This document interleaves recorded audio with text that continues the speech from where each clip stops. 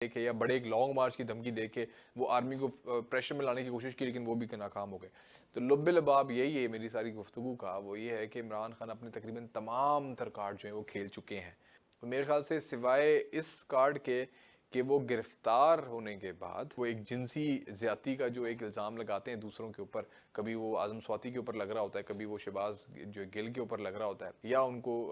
Police जो है उनको गिरफ्तार करती है तो वहाँ पे जिनसी ज्यादती होती है। तो ये तमाम तर इल्ज़ामात वो दूसरों के ऊपर लगा चुके हैं। तो मेरे ख्याल से इमरान खान के पास जो एक वाहिद इस वक्त जो कार्ड बचा है खेलने के लिए, वो सिर्फ एक ही कार्ड बचा है जो वो खेलना अभी तक उन्होंने नहीं खेला, वो यही है कि जब वो गिरफ्तार होंगे तो अपने ऊपर वो जिनसी ज्यादती का इल्ज़ाम लगाएंगे। लेकिन एनी हाउ ये मैं गिरफ्तारी वाली बात मैंने इसलिए की है कि इमरान आसिफ जरदारी ने जो है वो एक बहुत जो वो एक बड़ा बयान दिया है, वो उन्होंने कहा है कि इमरान खान इलेक्शन से पहले गिरफ्तार होंगे